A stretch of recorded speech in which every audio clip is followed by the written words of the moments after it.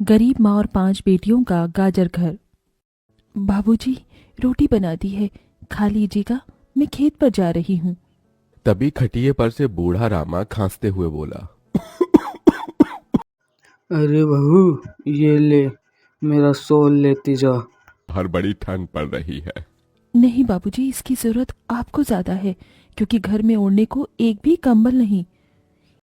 माँ, आज हम तीनों भी आपके साथ चलेंगे खेत पर। और बच्चों, तुम्हारे पास स्वेटर भी नहीं, सर्दी लग जाएगी।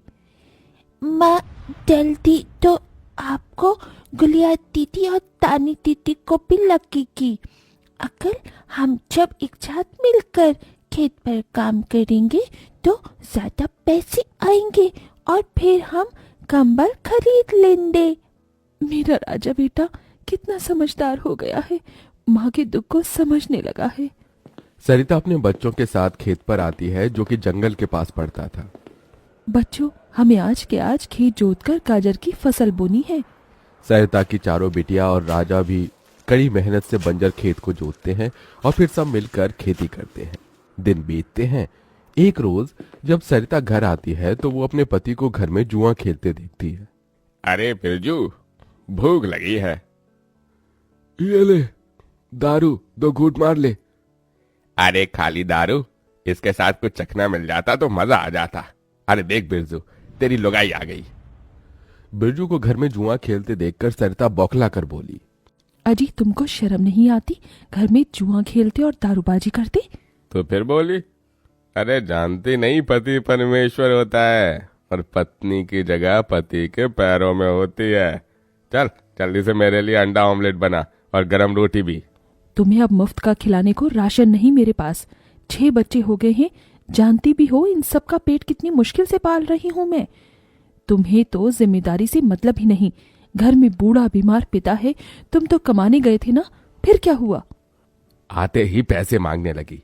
पति ने खाया पिया कि नहीं ये तेरा बाप पूछेगा। नशे में तो बिरजू सरिता से अकड़ते हुए अपनी चमड़े की चप्पल निकालकर उसे बहुत पीटता है। ये ले, और लड़ाएगी जबान। मैं कमाता नहीं तो क्या इस घर में मेरी इज्जत नहीं होगी? ये ले। बचाओ, ओह बचाओ, माँ को मत मारो पिताजी। तभी लड़खड़ाते हुए बिछौने से उठकर बूढ़ा रामा कहता है, अरे निकम्मे, छोड़ दे बहू को, निकल जा इस घर से तू, और फिर कभी शक्ल मत दिखाना। अरे ये मेरा घर है, मैंने बनाया है इसे। बिरजू चला जाता है जब भी रामा रोते हुए बोलता है, अरे जाने कैसे उड़ाऊं बेटे को जन्म दे दिया है मैंने। मेरे हाथों भारी गलती हो गई जो इसे तेरी शादी कराई। बहू माफ कर दे मुझे। पर उस 5 बेटियों की गरीब माँ का दुख इतना ही नहीं था कि एकदम से जोरदार तूफान उठा और झोपड़ी की छत हवा के झोंके से उखड़ कर गिर गई। हे भगवान, इतना भयंकर तूफान! तानी, गुड़िया, अंजू, तुम तीनों सोनी, राजा और मुनिया को लेके बाहर निकलो, मैं दादाजी को लेकर आती हूँ। उठिए बाबूजी। नहीं बहू, तू जा, मेरा समय आ गया है। तुझे उन 5 बच्चियों की सौगंध, तेरे बाद उन्हें देखने वाला कोई नहीं। जा बहू जा। सरिता के बाहर निकलते ही पूरी झोपड़ी गिर जाती है। सरिता छाती पीट पीट कर रोने लगती है। बाबूजी। अरे कैसा निर्दयी है रे तू ऊपर वाले! क्या मिला आखिर, क्या मिला तुझे मेरा घर उजाड़ कर? तू खुद तो अपने घर में सो रहा है और मेरी 5 बेटियों को बेघर कर दिया। जवाब दे, तू बोलता क्यों नहीं? सरिता को टूट कर रोता देखकर उसकी 5 बेटी भी बिलख बिलख कर रोती है। चुप हो जाओ माँ, रो मत। माँ, मुझे जोर की ठंड लग रही है माँ। हे भगवान, इतनी बर्फ गिर रही है, मुझे इस ठंड से अपने बच्चों को बचाना होगा। सरिता सबका दरवाजा खटखटाती है, मगर कोई भी मुसीबत में उसकी मदद नहीं करता। हार कर वो अपने जंगल वाले गाजर के खेत में आ जाती है और सब रात भर ठंड से कांपते ठिठुरते हुए बीतती है। माँ, बहुत भूख लगी है। हाँ माँ, मुझे भी भूख लगी है। तभी सरिता की सबसे बड़ी बेटी तानी खेत में देखती है जहां लाल लाल गाजर उगे थे।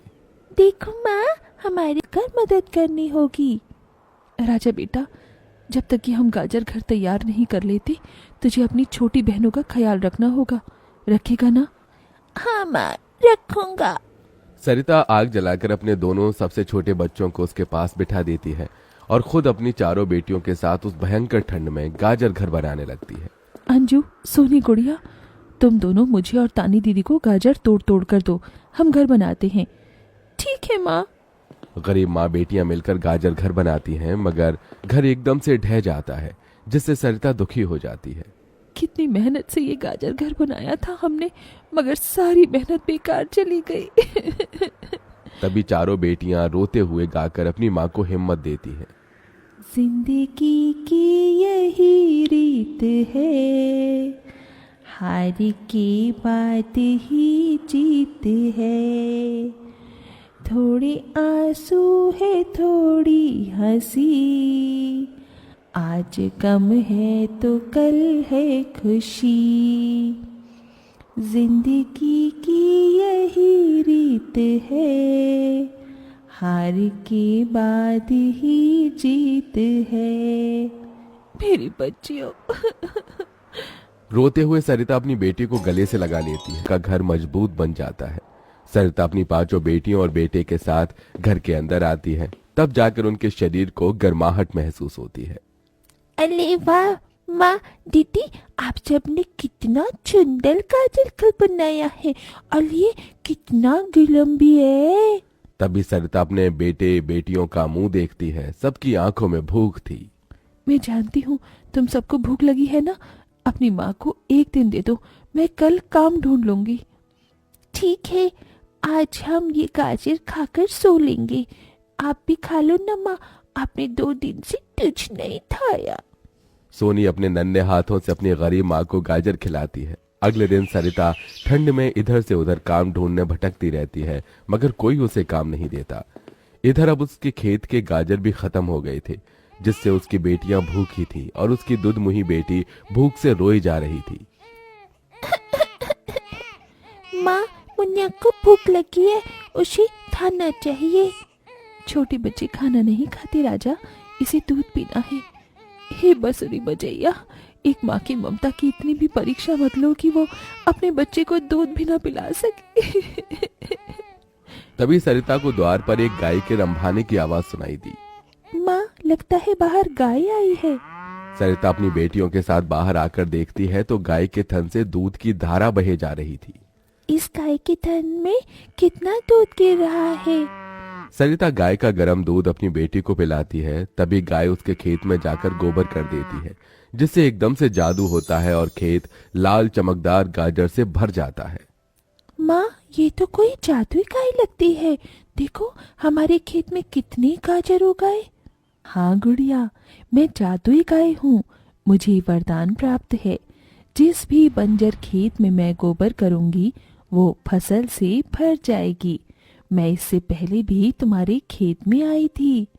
इसका मतलब गौ माता, आपकी वजह से उस वक्त भी मुझ गरीब के बंजर खेत में गाजर उगी थी। आपका कोटि कोटि धन्यवाद गौ माता। माँ, तुम काम ढूंढ रही थी ना, अब मैं ढूंढना। तुम तो कितना अच्छा गाजर का हलवा बनाती हो, और गाय के दूध से खोया, घी, दूध सब बनता है। तुम हलवा बनाकर बेच।